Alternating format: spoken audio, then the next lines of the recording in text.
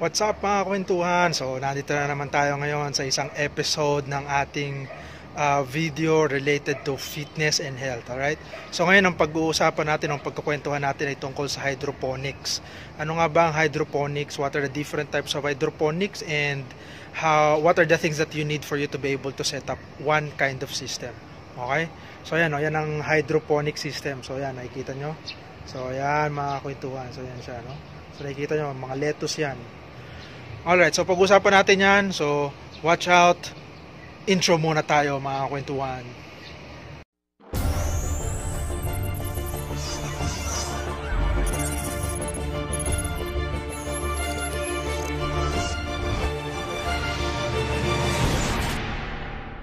So, welcome back mga kwentuhan. So, if this is your first time in my channel, so please make sure to hit the subscribe button.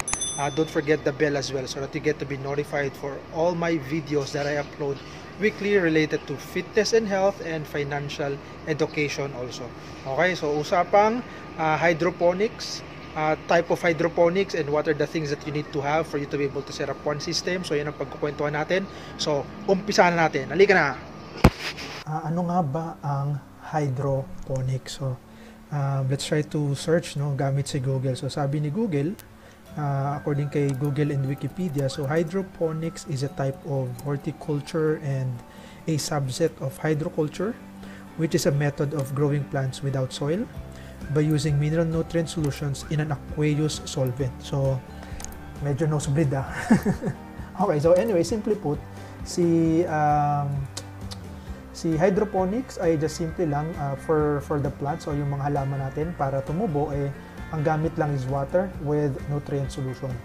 So usually yung nutrient solution, ang nandyan would be all the essential nutrients that the plant needs for it to grow. So ayan lang yung hydroponics. Okay? So basically now that we have already a basic definition ng hydroponics, so pag-usapan naman natin is yung ano ba yung mga types ng hydroponic system that is available out there, no? And ano yung usually mga basic na ginagamit. So technically there are 6 types of hydroponic system, and these 6 are yung tinatawag na wick system, meron tayong tinatawag na water culture or yung deep water culture hydroponics, meron tayong ebb and flow o yung tinatawag na drain and flow na hydroponics, meron din tayong tinatawag na NFT system or yung nutrient film technology. Meron tayong tinatawag na drip system, and lastly, meron tayong tinatawag na aeroponic system. So ito yung 6 na hydroponic system that is known currently in this industry. So pag-usapan muna natin ngayon yung nutrient film technique. So itong system na to is one of the most widely used system when we talk about hydroponics. No, dahil it's very easy to set up, very few things needed. You just simply have to have the tubing or a device wherein water will flow. Syempre yung pots where the plants will be placed, and an air pump and a water container.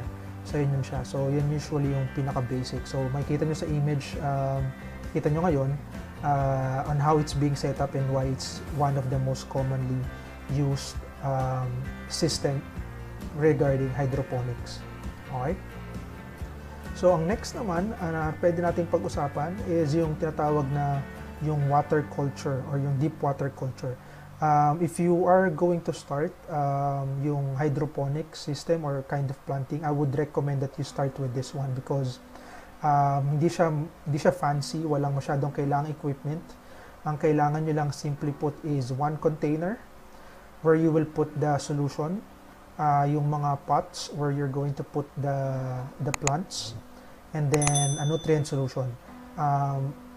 You can also want to use air pump, but that's just an option because how the deep water culture works is yung parang tinatawag na cut-key method is nakalubog lang yung mga pots sa container, and the solution or the water will be enough to provide solution to the plants. And habang tumatagal, nauubos yung water or nababawasan yung water, and then yung space between the water and the roots will now become the aeration sa plants para mabuhay siya. So yan yung deep water culture. Now we go to the third type of hydroponics, which is yung tinatawag na wick system. So itong wick system naman, usually ito yung makikita nyo as mga science project dahil simple lang din to, almost similar sa deep water culture or water culture technique.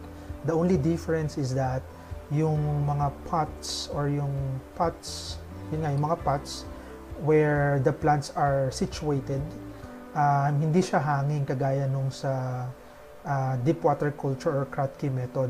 Ito, ang nagko-connect dun sa pot tsaka yung sa water reservoir or kung saan nakalagay yung nutrient solution natin, meron siyang tinatawag na wick o a particular device. It can either be a straw, towel, or any form of device or medium that can hold water and transfer it kung nasaan yung mga pots situated or nakalagay. So, ayun yung tinatawag na wick system.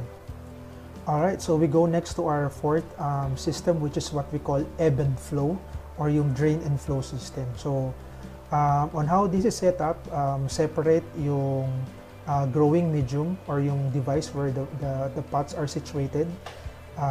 Tapos meron siyang water reservoir din.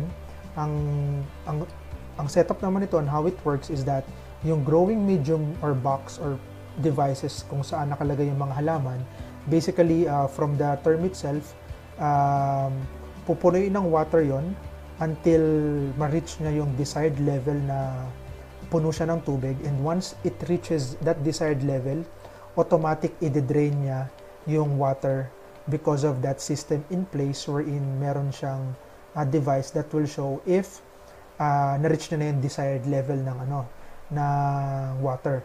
Ang advantage nitong kind of system na to is that the water gets the desired moisture or water needed, and then yung pag naka-drain siya, na ma-maximize naman yung oxygen needed ng plants para mag-grow din yung mga plants natin.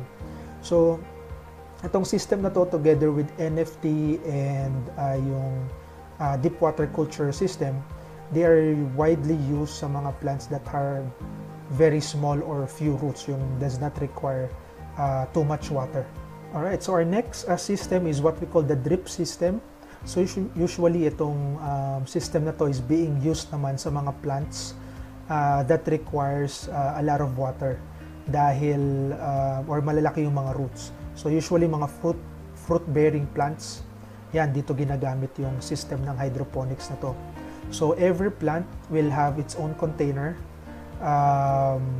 and then meron siyang hose that has the drip, may drip yung dulo, and each plants or container will have its own drip para yung water will be coming from a water reservoir also, and then nakatime yan on gaano kabilis or gaano kalakas yung drip na idadalin doon sa mga plants container, right? So ito yung drip system. Now the last hydroponic system that's known in this industry is yung tinatawag na aeroponics. Now, ito naman ay nakahang yung mga pots where the plants are placed, and then unlike sa water culture and sa NFT system wherein the roots are touching the water reservoir or yung medium, ito nakahang lang yung mga roots o yung pots. Ang water is being served sa isang through a misting system. So kaya tinatawag siyang aeroponics, no? So makikita niyo diyan sa image niyan on how this is being on how the water is being delivered doon sa sa mga plants. So itong system na to is one of the most difficult system to set up because of how it's designed, no? Ayan siya.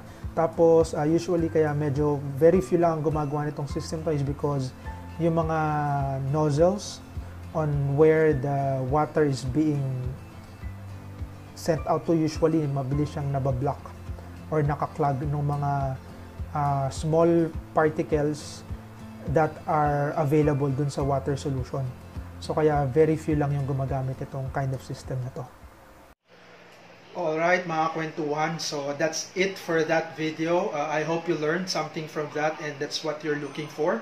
And so if you did learn out from that video mga kwentuhan, please help me share this video to your friend and family para marami tayong matulungan. So if you haven't done so, please click on that thumbs up and share this video. Okay? Don't forget to subscribe also. See you again in our next video mga kwentuhan. Bye-bye!